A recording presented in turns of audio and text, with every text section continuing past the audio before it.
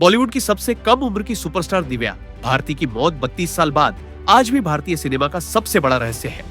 महज 19 साल की उम्र में 5वीं मंजिल से गिरकर हुई उनकी मौत ने पूरे देश को हिलाकर रख दिया था। क्या वो महज एक दुर्घटना थी या इसके पीछे कोई गहरी साजिश? पति साजिद नाडियाडवाला के साथ उस रात हुआ था विवाद। शराब का सेवन और बिना ग्रिल वाली खिड़की का क्या है राज? आखिर उस रात मुंबई की तुलसी अपार्टमेंट के कमरा नंबर 503 में क्या हुआ था?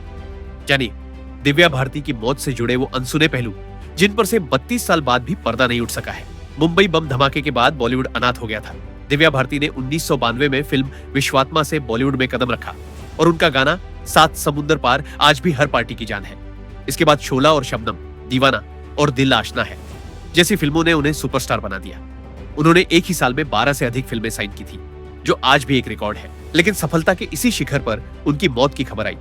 मुंबई के वर्सोवा स्थित तुलसी अपार्टमेंट की 5वीं मंजिल से गिरकर दिव्या की जान चली गई। दिव्या भारती ने निर्माता साजिद नाडियाडवाला से गुपचुप तरीके से शादी की थी और इस्लाम कबूल कर अपना नाम स्ना रख लिया था।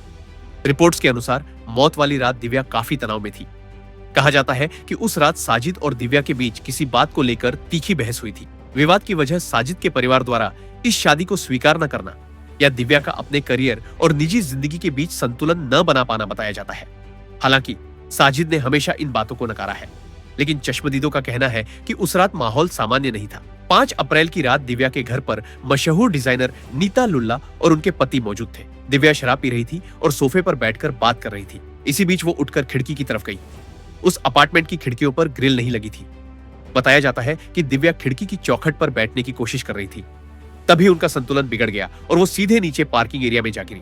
अस्पताल ले जाते समय उनकी मौत हो गई। दिव्या की मौत के बाद कई थ्योरी सामने आई।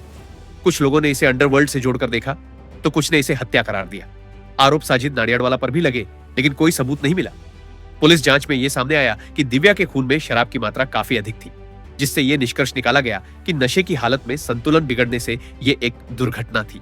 1998 में मुंबई पुलिस ने साक्ष्यों के अभाव में इस केस की फाइल को हमेशा के लिए बंद कर दिया। दिव्या भारती की मौत से पर्दा इसलिए नहीं उठ सका क्योंकि उस रात कमरे में मौजूद नीता लुल्ला और उनकी नौकरानी अमृता के बयानों में कई झोल थे। अमृता, जो दिव्या के बेहद करीब थी, उसकी भी कुछ समय बाद संदिग्ध परिस्थितियों में मौत हो गई। दिव्या की मौत के बाद उनकी कई अधूरी फिल्मों को दूसरी अभिनेत्रियों जैसे लाडला में श्रीदेवी के साथ पूरा किया गया।